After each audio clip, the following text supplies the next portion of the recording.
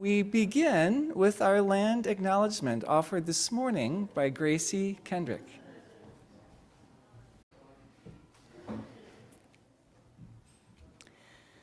These acorns symbolize that as residents or visitors in Nisenan land, we support the Nevada City Rancheria Nisenan tribe in efforts to stabilize their people, as well as the campaign to restore tribal sovereignty through federal recognition.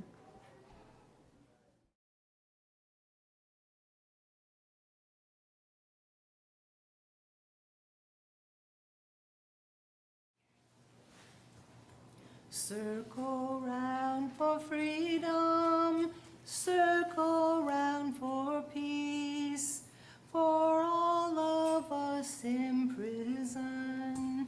Circle for release, circle for the planet, circle for each soul, for the children of our children. Keep the circle whole. Circle round for freedom, circle round for peace, for all of us in prison. Circle for release, circle for the planet, circle for each soul, for the children of our children. Keep the circle whole. Circle round for freedom, circle round for peace, for all of us in prison. Circle for release, circle for the planet, circle for each soul, for the children of our children. Keep the circle whole. Circle round for freedom, circle round for peace, for all of us in prison. Circle for release, circle for the planet, circle for each soul, for the children of our children. Keep the circle whole.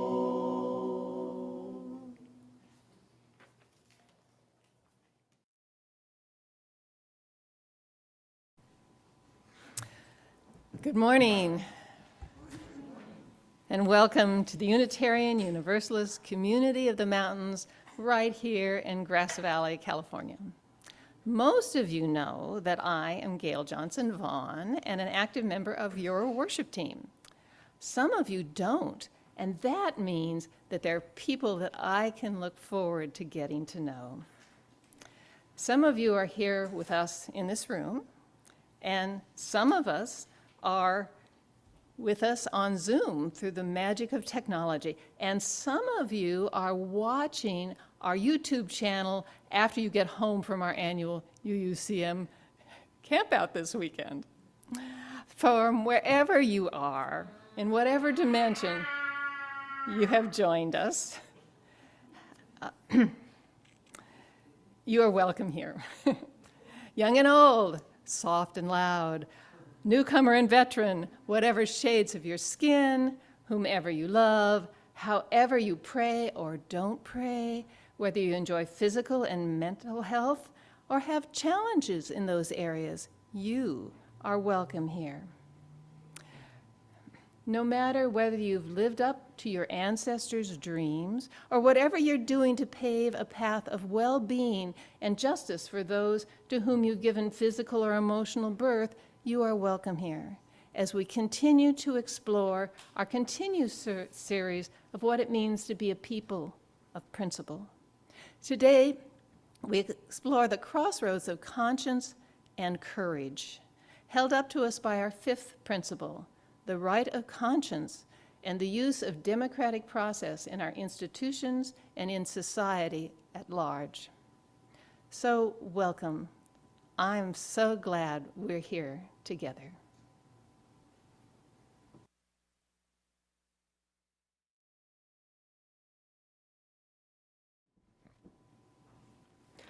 All of who we are. We light this chalice with the hope that we too may find a container for all of who we are, a holy chalice, able to hold our courage and our fear, our gifts and our flaws, our joy as well as our pain. May we glimpse again what it means to be whole. May we find that peace of knowing that no part of us needs to hide.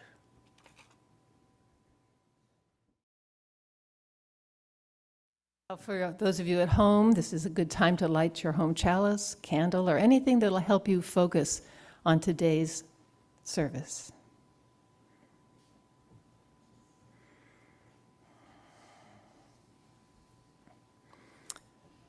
Perhaps no other time in my almost 8 decades has called me more strongly to affirm and promote the right of conscience and the use of democratic process as today.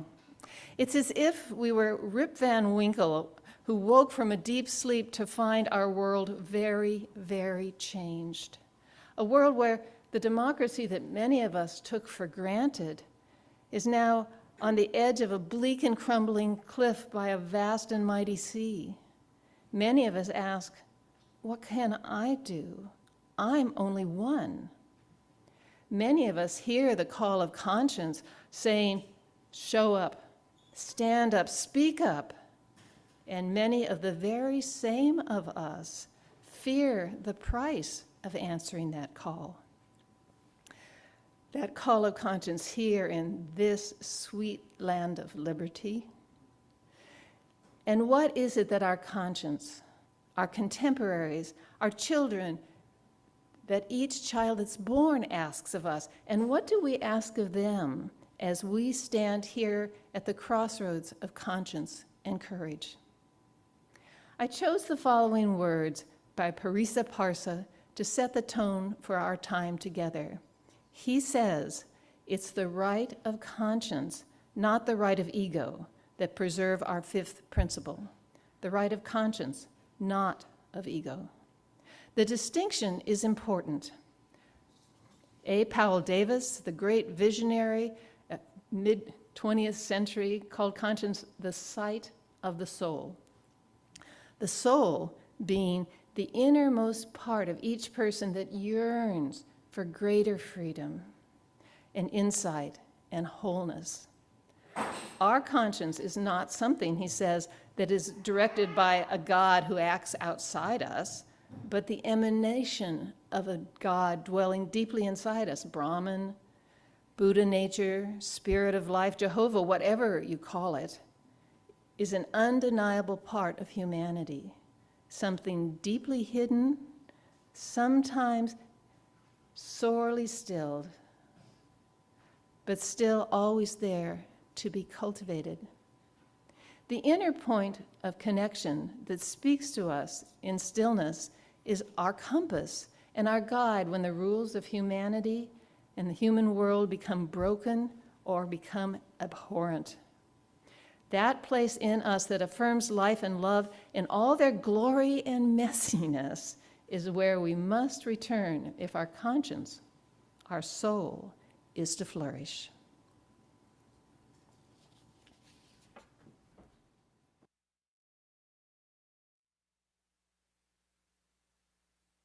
The Hugging Tree, a story about resilience, by Jill Neymark, illustrated by Nicole Wong.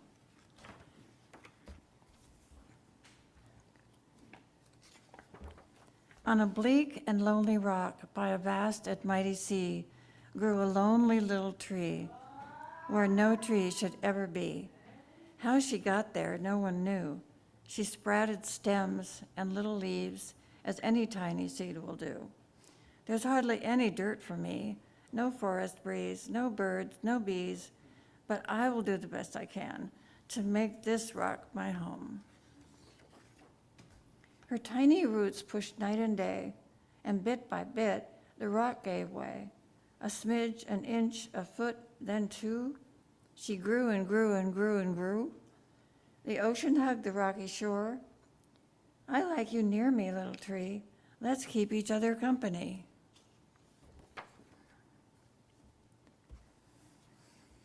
Soft gold sunbeams kissed her crown, warm as honey pouring down. At night she raised her branches high to greet the moon up in the sky. I wax and wane, I ebb and flow. I cycle through from full to thin, and when I'm done, I start again. That's how life is, you know. One summer noon, a pair of loons landed on her canopy. A pretty tree, a sparkling sea. Shall we make this place our home and raise our baby chicks right here? The little tree warmed up with pride. She spread her branches high and wide. I'll be your home, she replied. And can you tell me if you've seen the forest where my family grew? We've built our nests in trees like you, quite far from here. And so you blew many nights and many days. You flew on wind, just like we do. They built their nest, they laid their eggs, and soon 2 baby chicks were born. Summer passed, autumn too. The little tree turned red and gold. Then winter came with howling winds and cutting cold that broke her boughs. The loon flew south, the sea all ice, the rock all snow, the moon was lost in thunderclouds. Mighty cliff, hold me tight. Don't let me blow away. Little tree, with all my might, I'll hold you close night and day. Storms will come and storms will go. At last the sun melted the snow. But now the tree could not grow. The storm had torn her roots. The moon gazed down and softly said, sometimes we lose our way, but with some help we start again. That's how life is, you know. And soon a boy came running by, skipping stones into the sea. When he saw the little tree, he stopped and stared. He touched the tiny leaves. He felt the ragged roots. He shook his head and said, I can bring you just what you need. I can help you, little tree. A tree can't hug a boy.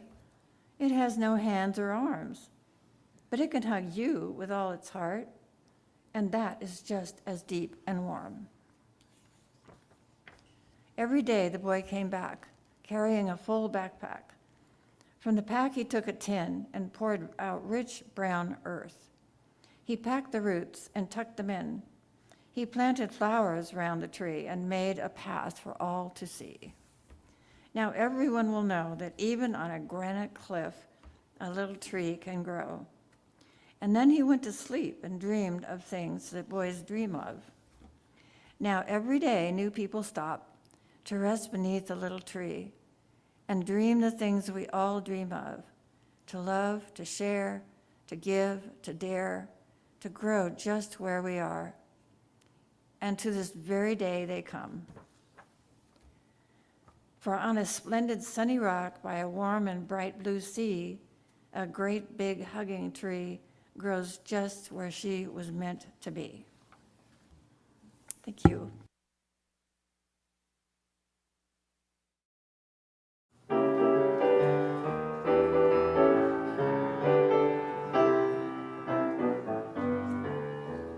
This little light of mine, I'm gonna let it shine.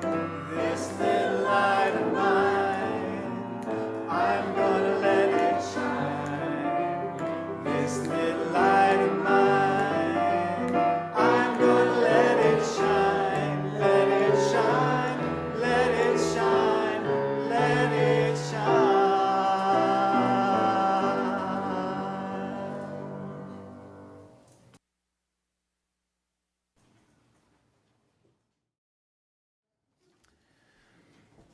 For our joys and sorrows this morning, we are doing it a little bit differently and offer a prayer and meditation by the Reverend Arif Mamdani and my friend Julika Herman de la Fuente.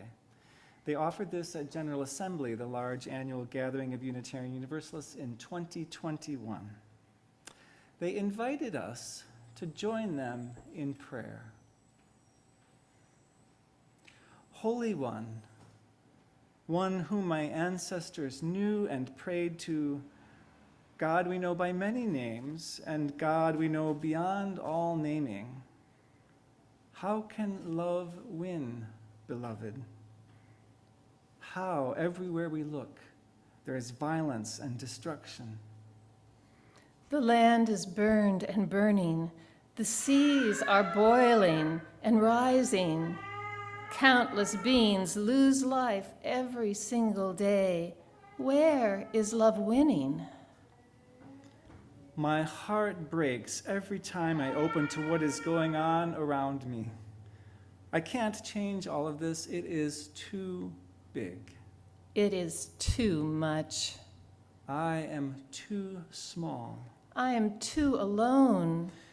Hear my prayer of lament. Hear my prayer of hopelessness. My heart is broken.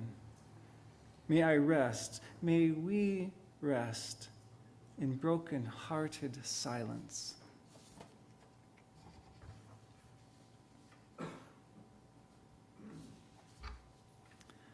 And I invite you to share as you feel moved what your broken hearts are carrying. I invite you simply to call it out or to type it into the chat.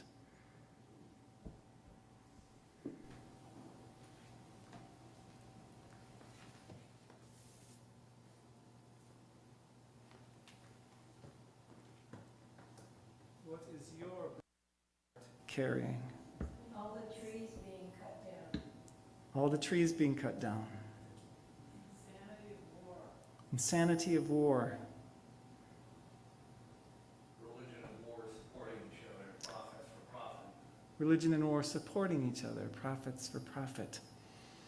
Poisoning the earth. Poisoning the earth. Forgetting the light that is already in us. Forgetting the light that is already in us. Climate change is progressive. Climate change is progressive.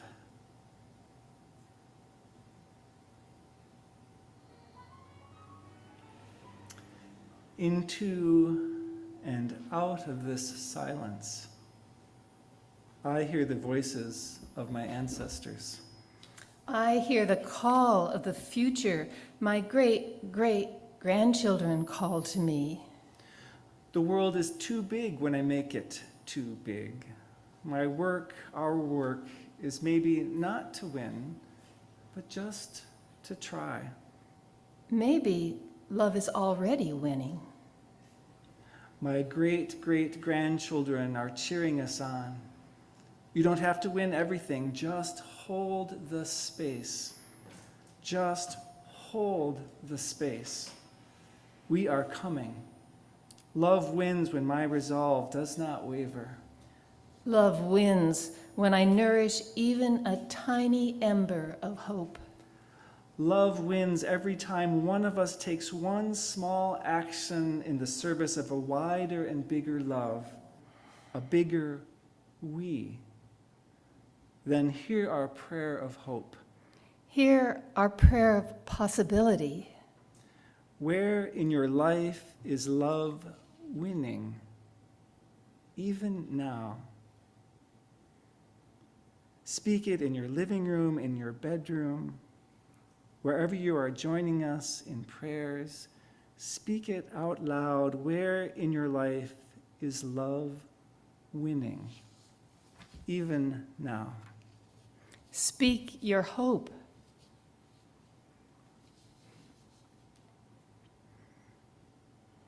What is your hope? Where is love winning even now? Sharing community.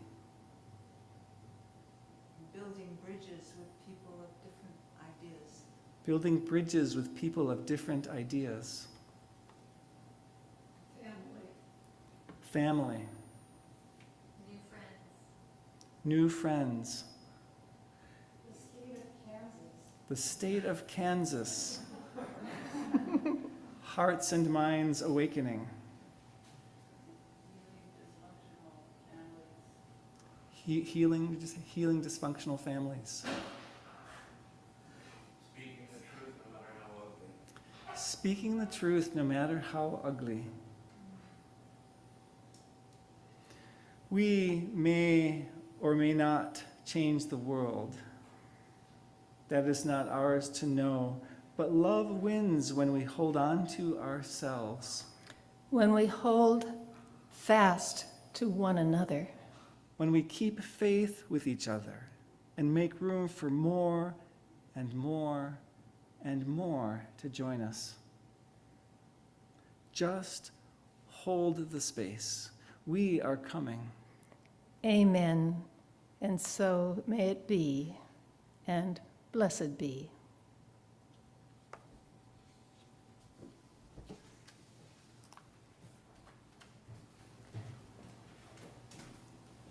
I invite you to rise in body or in spirit, whether you're at home or somewhere else or here, and to join in singing.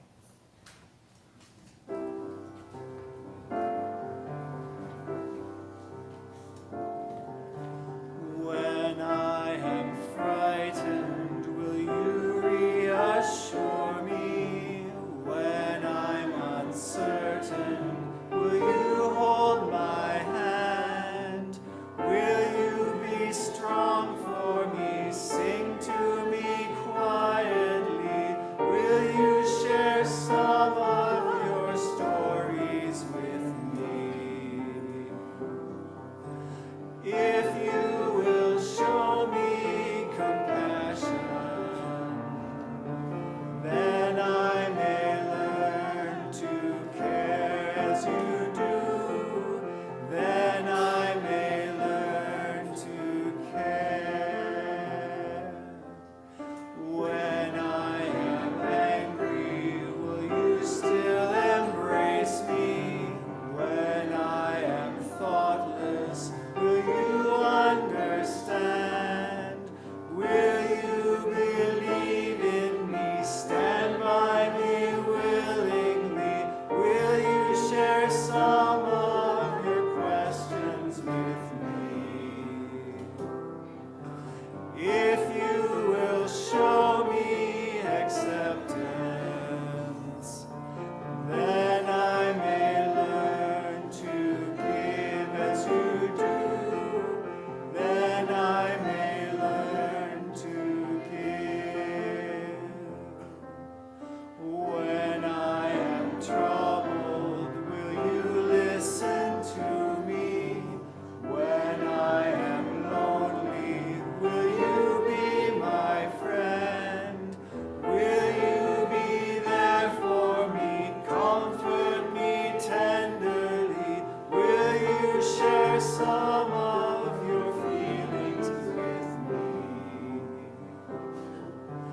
If you will show me commitment, then I may learn to love as you do. Then I may learn to love.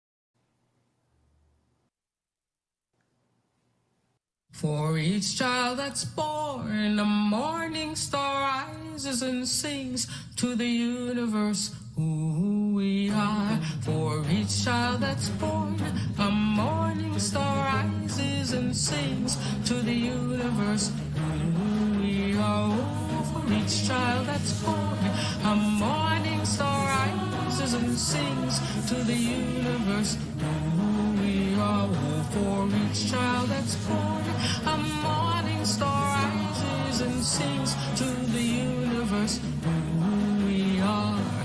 We are our grandmother's prayers, and we are our grandfather's dreamings, and we are the breath of our ancestors. We are the spirit of God. We are mothers of courage, fathers of time, daughters of dust, and the sons of great visions. We're sisters of mercy, brothers of love, lovers of life, and the builders of nations. We're seekers of truth, keepers of faith, makers of peace, and the wisdom of ages. We are our grandmother's prayers.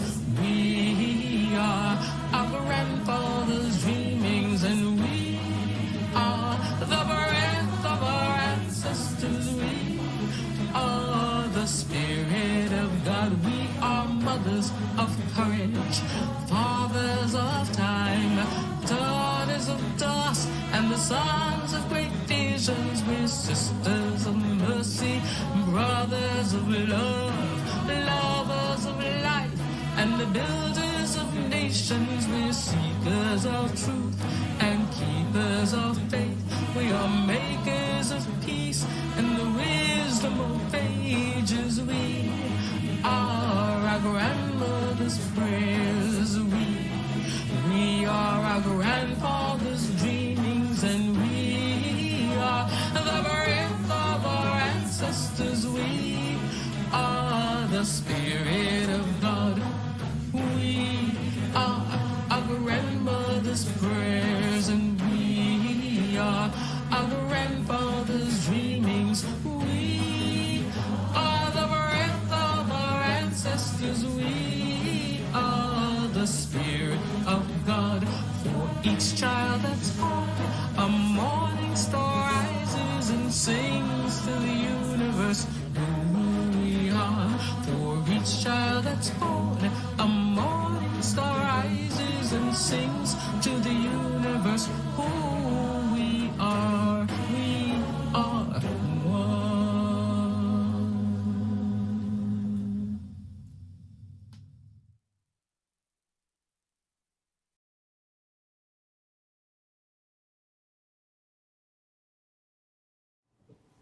I've watched that video a zillion times during the service, and I cry every time.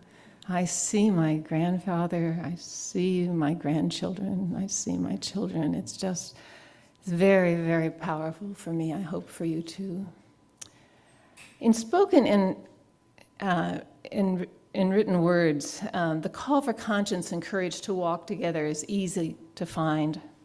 They're passed down through our ancestors, and our great-great-grandchildren ask us to hold the space for them. We've chosen only a few of these words to begin to share with you today, beginning with the words of Atticus Finch, as penned by Harper Lee in her timeless novel, To Kill a Mockingbird.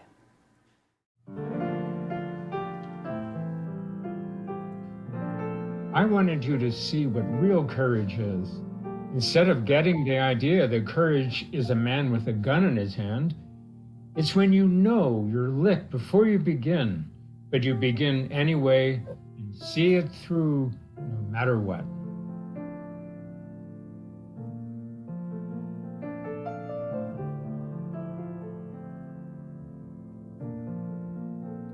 Do you know what it takes to make an ethical decision in the face of a group of people who are willing to go the other direction?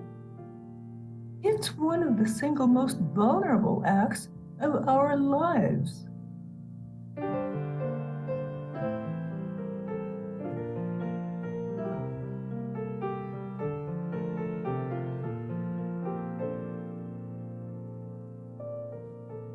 I am no longer accepting the things I cannot change. I am changing the things I cannot accept.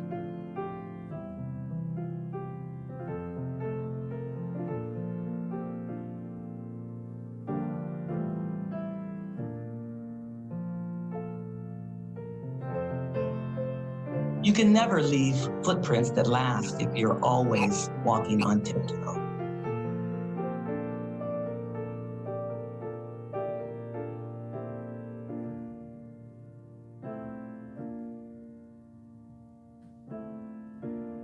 Whatever you choose to do, leave tracks. That means don't just do it for yourself. You'll want to leave the world a little better for your having lived.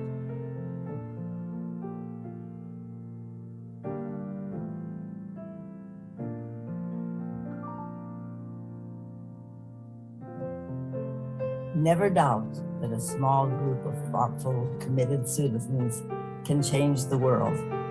Indeed, it is the only thing that ever has.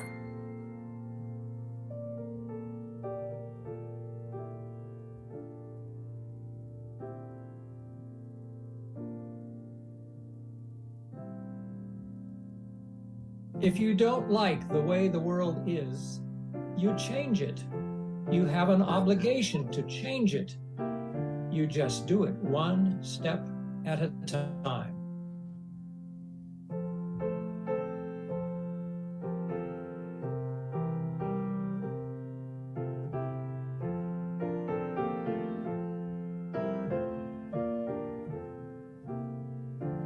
We can choose courage, or we can choose comfort.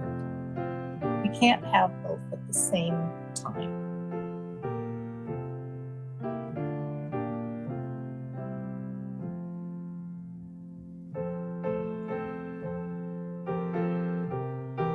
It is high time that we all stop being tools and victims of totalitarian techniques.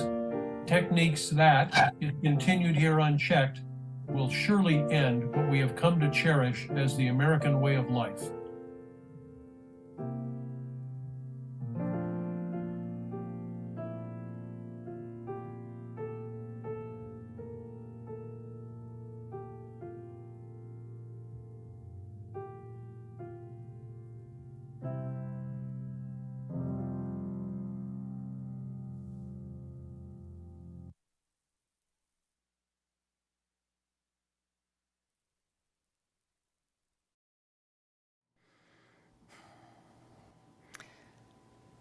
The Worship Associates got to choose which of the principles we planned a service around.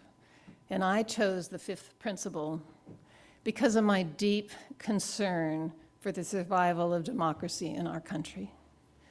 This principle calls us to affirm and promote the right of conscience and the use of the democratic process in our institutions, our congregations, and society at large. Before working on this service, I'd pretty much never paid attention to the part of it that said right of conscience. I just thought democracy. But this time, those words glared at me like landing lights. Can democracy function without the right of conscience? Can conscience speak without courageous love? And can we have courageous love without spiritual, emotional, and intellectual strength? What we are experiencing now in our country is actually not unprecedented. Not the first time we've been at risk from the assault of renegade politicians and their supporters running roughshod over our democracy. We are again swimming in the polluted seas of politics. The life raft that offers itself to me is both the public servants and the participants in grassroots advocacy whose commitment to conscience is greater than their very reasonable fear of reprisal. Their sense of what's right, their conscience, and I hope ours, will not allow them to stay silent anymore. History will notice and remember. I, as many of you, am a reader of the historian Heather Cox Richardson's daily posting of Letters from an American, where she reviews the news of the day in historical perspective. If you don't read it, Google Letters from America, and it's quite amazing. She says, history doesn't repeat itself, but it does rhyme. Her June 1st, 2022 post highlights Senator Margaret Chase Smith, a Republican from Maine, who on June 1st, 1950, stood up against Republican Senator Joe McCarthy of Wisconsin. The post is sorry about the peas. The post is a powerful reminder of the importance of recognizing and both being warned and inspired by history's rhymes as they appear in our daily lives. Beth Rose and I will offer you a view of courageous conscience worthy of emulation. Beth will speak the words of Senator Margaret Chase Smith, the words that she spoke to Congress on June 1st, 1950, and I will speak words from Heather Cox Richardson's post. Let me set a context, and don't be surprised at how familiar it sounds. Margaret Chase Smith was elected to Congress in 1948, as the U.S. was still getting used to the New Deal government ushered in by President Franklin Delano Roosevelt. He ushered it in first to combat the Great Depression and then to fight for victory in World War II. Smith's Republican Party was divided between those who thought the new system was a proper adjustment to the modern world and those determined to destroy the new government. Those who wanted to slash the government and take it back to the form it had been in the 1920s when the businessmen ran it, they had a problem. American voters liked the business regulation and the basic social safety net and the infrastructure construction of the new system. To combat the popularity, the anti-New Deal government was insisted that the U.S. was sliding toward communism. With the success of the People's Liberation Party and the Declaration of the People's Republic of China in October of 1949, Americans were willing to entertain the idea that communism was spreading across the globe and would soon take over the U.S. Republican politicians eager to reclaim control over the government for the first time since 1933 fanned the flames of that fear. On February 9th, 1950, during a speech to a group gathered in Wheeling, West Virginia to celebrate Abraham Lincoln's birthday, an undistinguished senator from Wisconsin named Joe McCarthy claimed that he had a list of 205 communists working for the State Department, and that the Democrats refused to investigate these traitors in our government. The New Deal, the anti-New Deal faction of the party jumped on board. Sympathetic newspapers trumpeted McCarthy's charges, which kept changing and for which he never offered proof. And his colleagues cheered him on, while Congress members from the Republican faction that had signed on to the declaration kept their heads down to avoid becoming targets. All of them but one, and that is Senator Smith. She recognized the damage that McCarthy and his ilk were doing to our nation. On June 1st, only 4 months after McCarthy made his infamous speech, she stood up to the Senate to make a short speech. She began, I would like to speak briefly and simply about a serious national condition.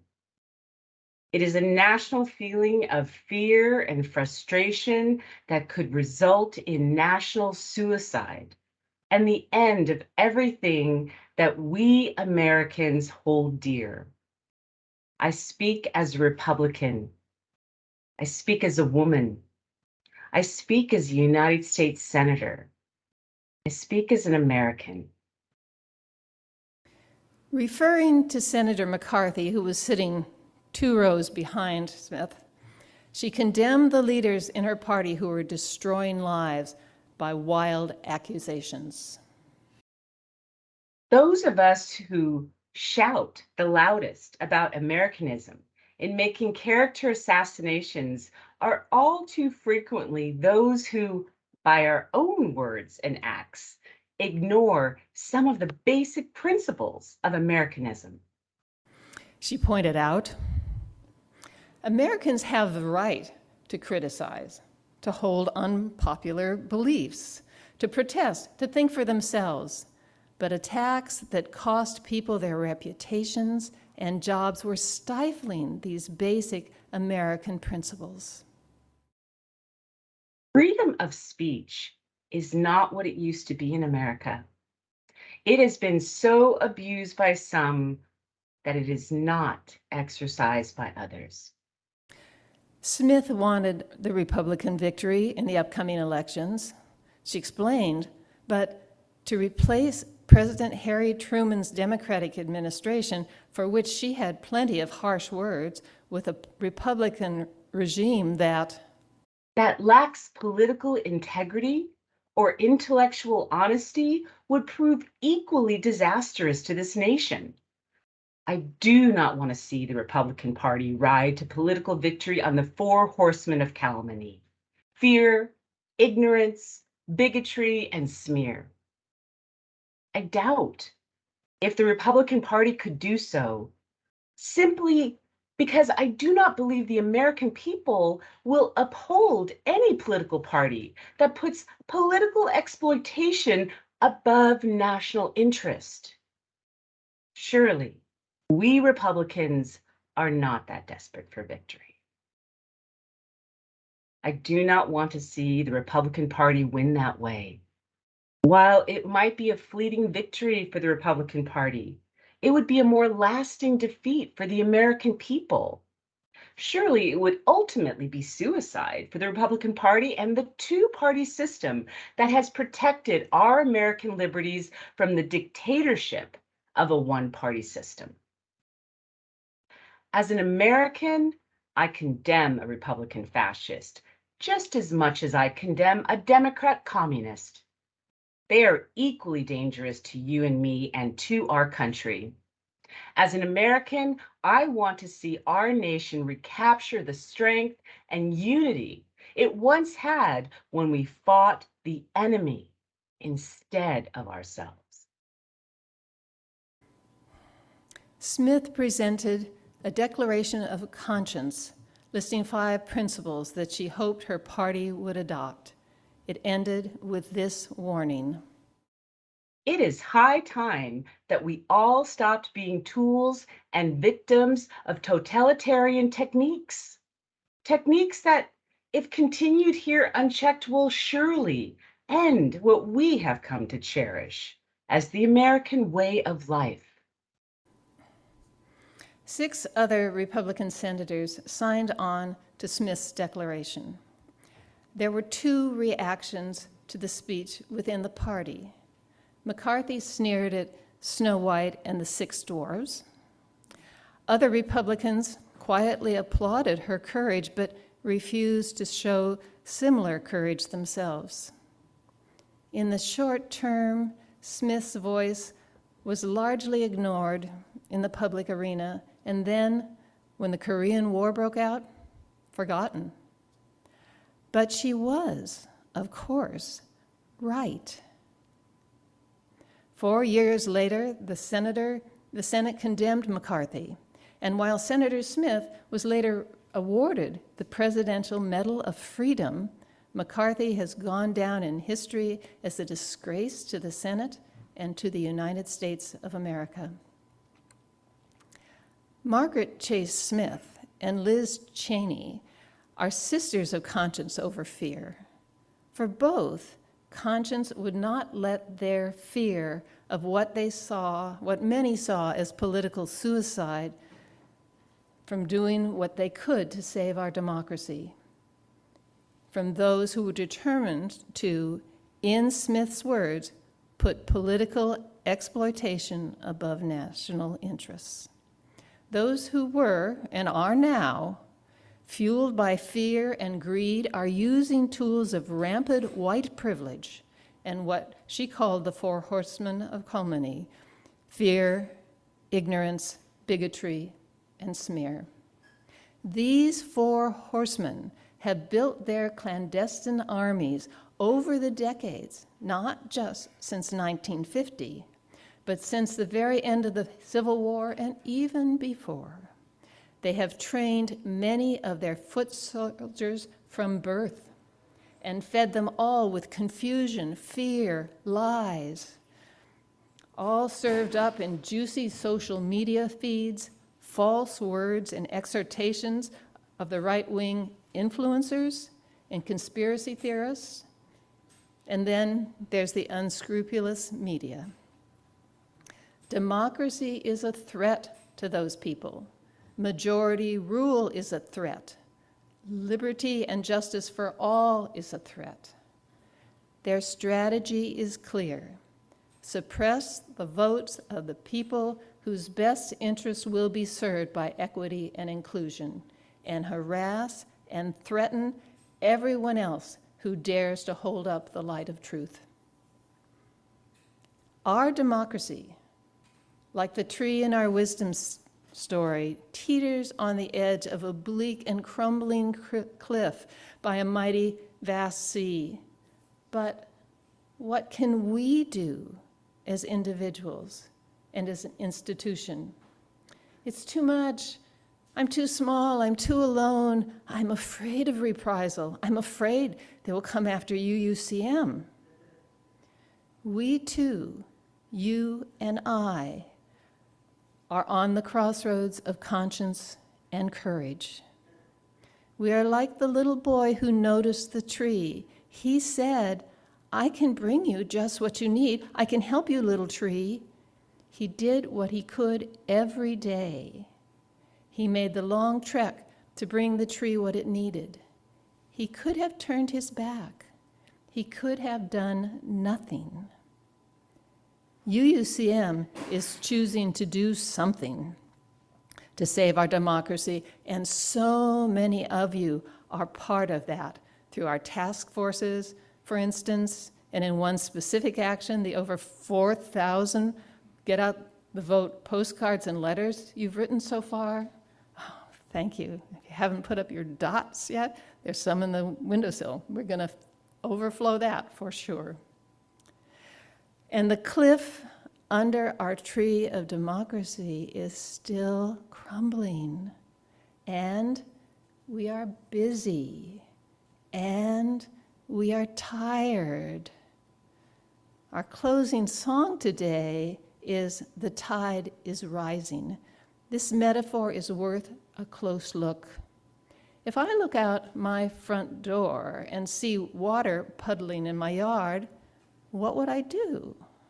What would you do? What would each of us do? Would it be different if perhaps we see the water lapping at our front step? Or if we were to open our doors and a wall of water came in? What would you do then? Then is now. The point I am making today, as we see it reflected in Supreme Court decisions, in rampant right-wing social media, and what they call journalism, is that we have a wall of water outside our doors right now, and keeping our doors closed will not keep us safe. Will we rise to meet this life-threatening tide? What more can each of us do? There are many, many ways we can fight back. Here are a few. Vote and work to get out the vote. Engage family and friends to do packets of postcards. The birthday gift I asked of my family was for each of them to do 2 packets. And I got pictures to show how much fun they all had doing it. Join the the UUA Reclaim Our Vote texting campaign, where an hour at your computer can send 500 to 1,000 prepared text messages to Black voters in suppression states, and enlist others in the effort. Or join the UUA Reclaim Our Vote guided phone banking campaign. Flyers for both of those are on the table in the foyer. Help with pre-voter registration of our high school students this fall. Step up to be poll workers and poll watchers. Engage in compassionate yet crucial conversations with those who need to understand what is really going on. Show up, stand up, speak up, take action. The tide is rising, and so must we.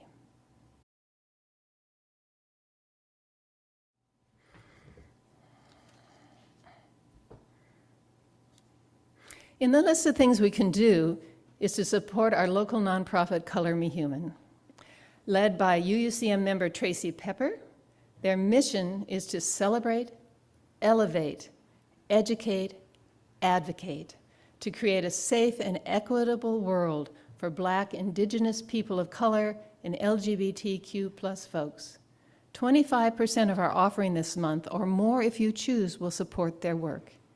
Daryl Grisby, president of their board of directors and prolific and articulate contributor to other voices in the union, is here to tell us more about Color Me Human. Daryl.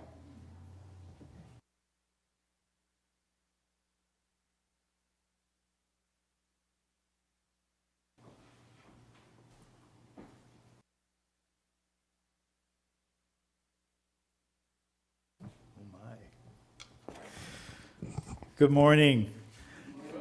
Thank you for this welcome, and it's really good to be here. My wife and I actually used to go to a Unitarian church in Seattle and in San Diego, and it's been a while, so this is good to be here.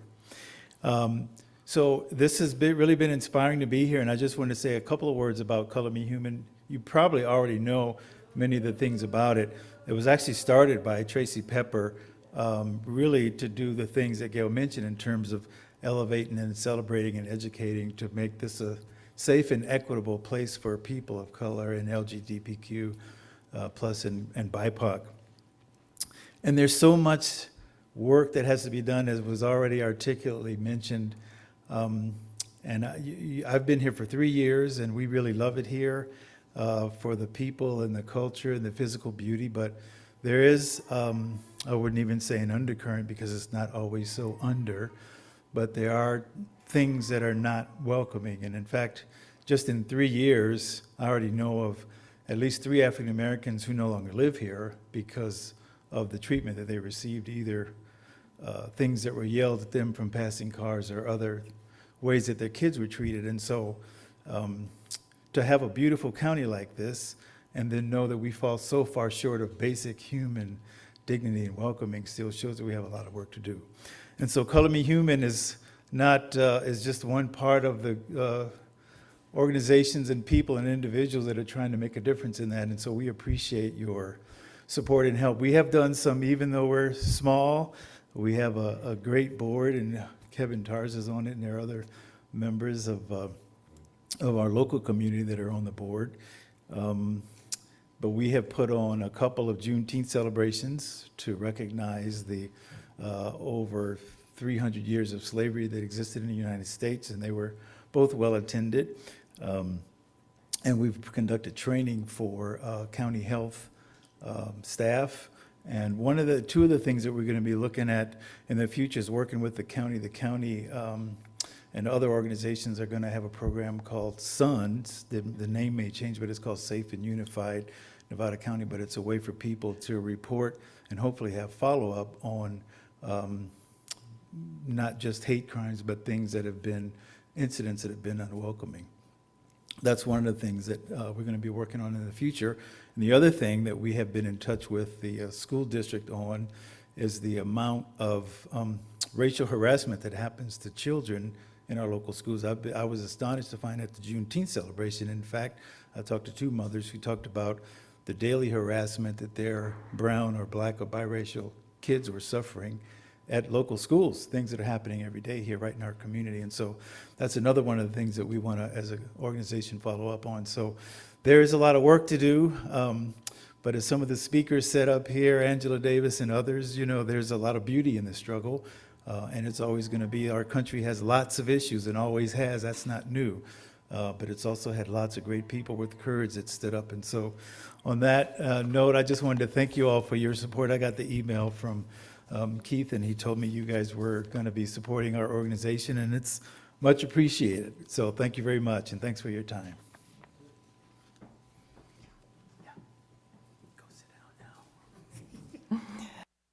Allison will now tell you at home how you can give as we pass the basket here. Your generosity remains essential to our ability to sustain the work of our community. There are several ways to contribute. You may text an amount to 833-579-0483, give via our website at uugrassvalley.org, via PayPal at paypal.me/UUCM, or mail to UUCM 246 South Church Street, Grass Valley, California, 95945. Thank you.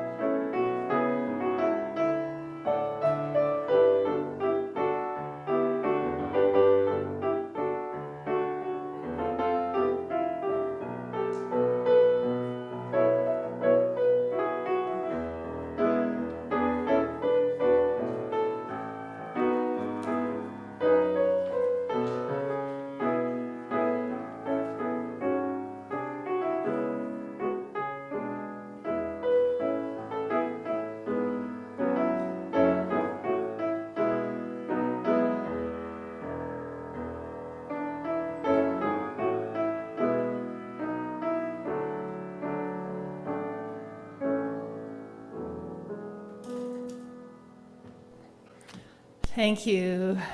Thank you.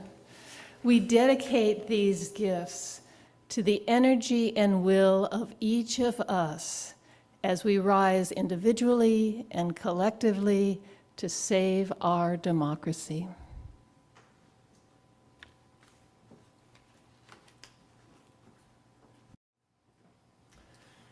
Many thanks to offer today. Let me begin with Gail Johnson Vaughan. Thank you for organizing, arranging, thoughtful insight,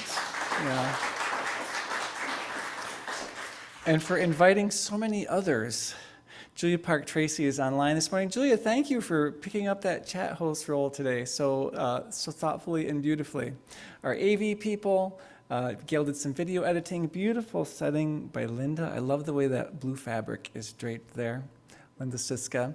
To our musicians, Toby, thanks for playing, and Susan and Janet for singing today very much. For our people behind the scenes, Corey and George, for all our readers. If you are a reader here and were participating, would you indicate yourself somehow? If you participated in one of those readings today, or yeah, they're doing it gently. we offer our gratitude and to our greeting staff and our folks who are working with our young people today. A huge thank you. I invite you to say thank you when you see them, any of these folks who've been participating. And Gail already introduced the song, The Tide is Rising. I invite you to rise in body or in spirit and to sing with your own passion and your own concern and your own heart. The tide is rising, and so are we, is the message. The tide is rising, and so are we. The tide is rising, and so are we. The tide is rising, and so are we. This is where we are called to be. This is where we are called to be. The task is mighty, and so are we. The task is mighty, and so are we. The task is mighty, and so are we. This is where we are called to be. This is where we are called to be. The land is holy. The land is holy. The land is holy, and so are we. The land is holy, and so are we. This is where we are called to be. This is where we are called to be. The storm is raging, the storm is raging, and so are we. The storm is raging, and so are we. The storm is raging, and so are we. This is where we are called to be. This is where we are called to be. The sun is shining. Oh, the world is ready. The world is ready, and so are we. The world is ready, and so are we. The world is ready, and so are we. This is where we are called to be. This is where we are called to be. The tide is rising, and so are we. The tide is rising, and so are we. The tide is rising, and so are we. This is where we are called to be. This is where we are called to be.